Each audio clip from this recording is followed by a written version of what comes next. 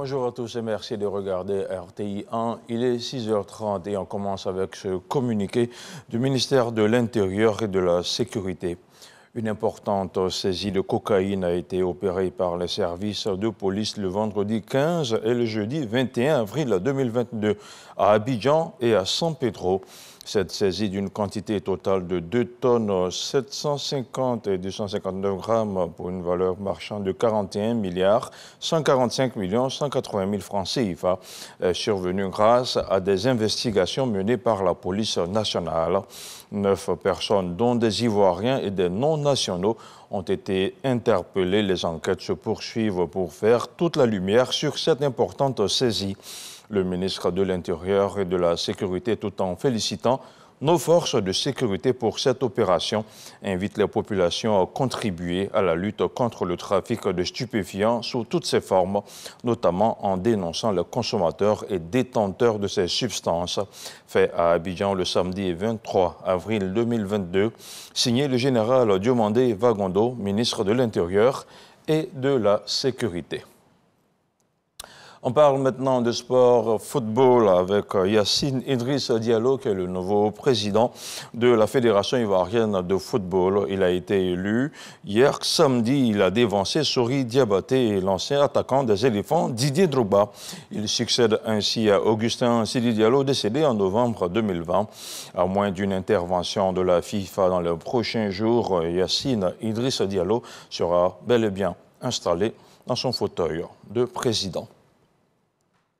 Autre chose, à présent, les rideaux sont tombés sur l'édition 2022 du festival Lodjoukro.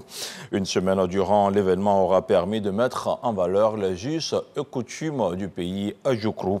Une cérémonie riche en couleurs et pleine de symboles présidée par le Premier ministre Patrick Kachi. On regarde le compte-rendu d'Alexis Ouedraogo. La 4e édition du Lodjoukro Festival referme ses portes ce samedi à Dabou, au terme d'une semaine qui a célébré la culture adjoukro dans son organisation, ses mystères et ses classes d'âge. Le signal que nous voulons donner à travers ce festival, c'est de lancer un appel à toutes les filles, à tous les fils du Leboutou, de venir pour qu'on travaille. L'occasion pour les fils de la région de dire leur reconnaissance au chef de l'État. Présidant la cérémonie de clôture de ce festival, le Premier ministre Patrick Kachi a été intégré à la génération Bojol, la génération au pouvoir pour 8 ans dans le Leboutou. Patrick Kachi dit tout l'intérêt de l'État pour l'amélioration des conditions de vie des populations du district. Pour notre jeunesse, pour le peuple du Leboutou, le président de la République a une grande vision de développement, d'infrastructures structurantes, de développement industriel, de formation professionnelle. Vous êtes baignés par des eaux qui sont une bénédiction. On devrait normalement ici avoir les plus grands centres d'aquaculture qui non seulement produisent du poisson pour tout Abidjan, mais qui l'exportent au monde entier. Et c'est possible. Dans la paix, dans l'entente, tout est possible au bénéfice de tout le monde. Patrick Kachi invite la jeunesse et les cadres de la région à l'unité gage de développement. Si dans le village, on dit il y a 2 chefs, est-ce que moi je vais venir dans le village? On dit on veut hôpital, on veut école, on veut sans... Parce que si j'arrive au village, mais dans la maison de qui je vais aller déposer mes bagages? Sans unité, sans rassemblement, autour d'un idéal commun, autour d'une vision, autour de leaders. Vos enfants sont là, ils sont devant, ils ont la vision. Mes frères, mes sœurs, chers pères, chers mères, suivez-les. La route qu'ils ont prise là, c'est la bonne route. Le peuple Adjoukro, foncièrement ancré dans la démocratie, reste un modèle pour la nation, consolider l'unité. La nouvelle monture du gouvernement Patrick Kachi II est connue depuis déjà quelques jours et les passations de charges se poursuivent. Vendredi, Amadou Koulibaly a passé la main à Françoise Remarque, qui s'occupe désormais de la francophonie. La nouvelle ministre de la Culture s'est engagée à travailler avec dévouement pour rendre perceptibles les idéaux de la francophonie. Sephora Zegui. Les hommes passent, mais les institutions demeurent. Cette passation de charge entre Amadou Coulibaly, anciennement ministre de la Communication, des médias et de la francophonie, et Françoise Remarque, la nouvelle ministre de la Culture et de la francophonie, ne contredira pas ce dicton. Elle hérite d'un ministère déjà engagé dans de grandes réformes selon son prédécesseur. 3 axes principaux nous ont orientés, à savoir le renforcement de l'influence et du leadership de la Côte d'Ivoire dans les instances francophones à travers une participation, je dis, active aux différentes réunions des instances de décision de l'OIF. Le deuxième axe est celui de la visibilité des actions de la francophonie sur le plan national par la réalisation de nombreuses activités médiatisées et l'accompagnement donc des bonnes initiatives. Le dernier axe, c'est celui du développement de pan de la coopération économique au sein de l'espace francophone. Je suis assuré que tous ces chantiers ouverts connaîtront un aboutissement. Avant de déployer sa vision et sa stratégie concrète, Françoise Remarque reçoit de son prédécesseur les dossiers afférents. Aussi voudrais-je, avant tout propos, exprimer, comme vous, ma gratitude et ma reconnaissance au président de la République, son Excellence M. Alassane Ouattara, ainsi qu'au Premier ministre, chef du gouvernement, M. Patrick Achi, pour le choix porté sur ma personne en me nommant au poste de ministre de la Culture et de la Francophonie. Cher ami, je mesure l'ampleur de la confiance placée en moi pour accomplir cette mission et je prends l'engagement de travailler avec dévouement et de mériter cette confiance. Cette confiance à lui accordée par le président de la République Alassane Ouattara vient mettre en exergue la valorisation et la promotion de la femme dans les plus hautes instances de l'État. Le reportage de Sephora Zegui était commenté par Abou Sanogo.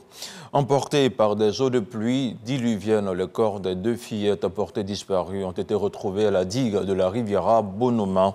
2 ministres sont allés traduire la compassion du gouvernement aux familles des victimes. On regarde le compte-rendu de Grace Kando. 2 corps sans vie découverts aux environs de 6 heures, vendredi 22 avril, dans la digue de la Riviera Bonumé, après les fortes pluies qui se sont abattues sur le district d'Abidjan jeudi dernier. Il s'agit de 2 fillettes âgées de 8 ans et 10 ans. L'un des témoins de ce drame raconte. Jeudi soir, 17h50, les enfants étaient sortis. Leur mère a constaté que la pluie se préparait. Leur mère est allée chercher les enfants.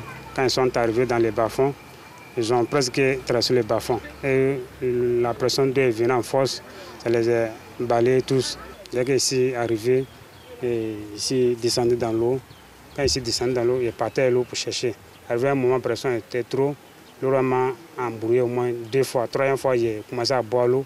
Et c'est dans ça qu'il a commencé à sortir dans l'eau. Informés de cette situation, 2 membres du gouvernement, à savoir les ministres Belmont Dogo et Bouaké Fofana, sont allés sur les lieux du drame pour apporter la compassion du gouvernement aux différentes familles endeuillées.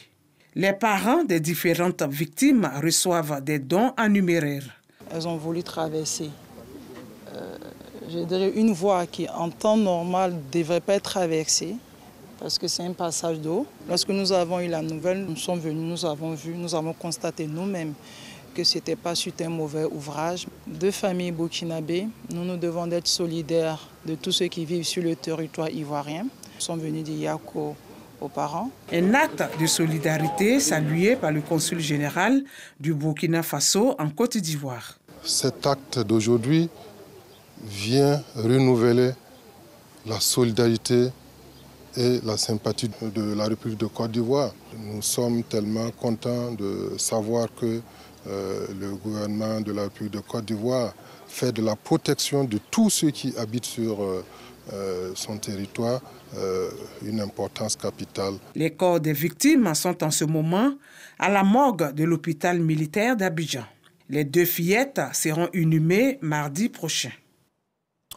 Dans seulement quelques jours, elles viendront renforcer les rangs de l'armée nationale.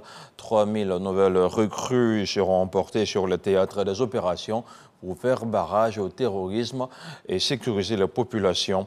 Après avoir été jugées aptes à la formation commune de base, ces recrues seront présentées au drapeau le 27 avril prochain. On regarde ce reportage d'Abou Sanogo qui a suivi leur session de formation. C'est le lundi 31 mai 2021 que le chef d'état-major général des armées, le général de corps d'armée Lassina Doumbia, a annoncé le recrutement sur 3 ans de 10 000 jeunes Ivoiriens afin de renforcer les effectifs de l'armée. Pour le premier contingent, ce sont plus de 20 000 candidats qui se sont présentés sur les différents sites d'enrôlement. 6 mois plus tard, 3 000 d'entre eux ont été jugés aptes à suivre la formation commune de base, FCB, celle qui constitue le fondement du métier des armes. Et ils seront répartis sur 3 sites. Le centre d'entraînement aux opérations de paix de Séguéla, le groupement 2 de la garde républicaine de Yamoussoukro et l'école nationale des sous-officiers d'actifs de Bouaké. Incursion au cœur de la transformation de ceux qui étaient encore civils il y a quelque temps. ENSOA, École nationale des sous-officiers d'actifs. Nous sommes à Bouaké, au sein de l'organisme en charge de la formation des sous-officiers de l'armée de terre ivoirienne. Ici, sont arrivés le 15 janvier dernier 1000 jeunes recrues au nombre desquels 100 jeunes filles. Objectif, faire d'eux des soldats capables de servir au sein des unités de l'armée. En FCB, la pédagogie est simple et plutôt pratique. Observer, écouter et imiter. Ces cours sont faits délibérément à l'air libre pour obtenir l'obéissance du soldat en tout temps et en tout lieu.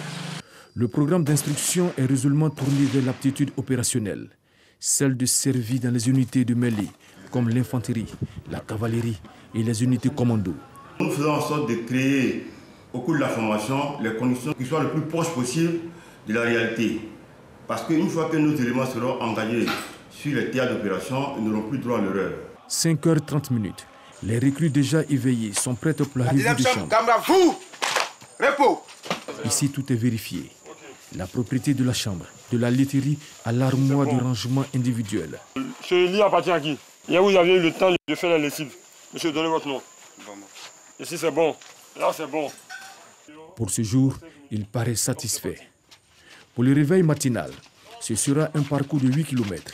Une distance bien connue pour ces apprentis soldats qui ne connaissent que 2 modes de déplacement depuis le début de leur formation. Le pas de gymnastique et le rampé. Après le décrassage, les recrues sont scindées en plusieurs groupes d'instruction. En caserne, ce sera le parcours d'obstacles. Les limites physiques de l'homme sont insoupçonnées. Il suffit juste de les atteindre. C'est ce à quoi nous nous attelons. Cynthia est l'une des 100 filles de ce contingent de Bouaké. Le parcours du combattant, elle s'y connaît.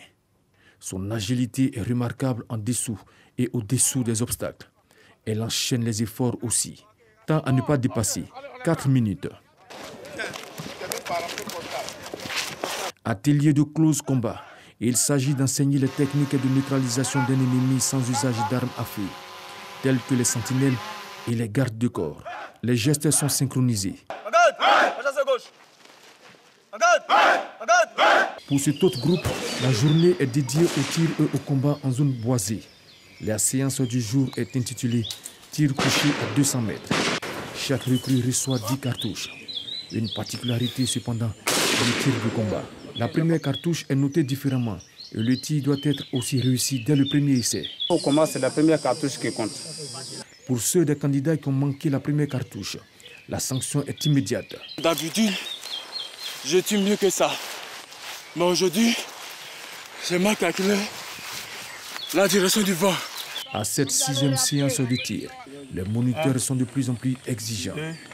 Ils n'ont pas droit à l'erreur. Ceci est également vrai en forêt. Le camouflage est essentiel. L'ensemble des déplacements est codifié. Va plus loin. En pointant en avant. 20h, la nuit tombe sur l'ENSOA. Dans le lointain, on entend des clameurs. Ce sont plutôt des chants. Ici encore, l'instruction continue. Les 1000 recrues sont rassemblés sur l'esplanade pour une ambiance bien singulière. Le chant est l'identité remarquable d'une troupe en déplacement. Et ils ont hâte de se porter aux côtés de leurs futurs frères d'armes, qui sont résolus à faire barrage au terrorisme et à l'insécurité à Kafolo, Toubo, Téini, mais également à Tombouctou, Ménaka et Gao. Ce sont ces soldats que la Côte d'Ivoire découvrira le 27 avril prochain. Un reportage d'Abou Sanogo à voir et à revoir sur RTI 1. Dans l'actualité internationale en Guinée, la libération de l'ancien président Alpha Condé, renversé par un coup d'État militaire en septembre dernier, soulève des interrogations. Elle intervient à moins de 72 heures de la date butoir du 25 avril. Délai de rigueur imposé par la CEDEAO à la junte.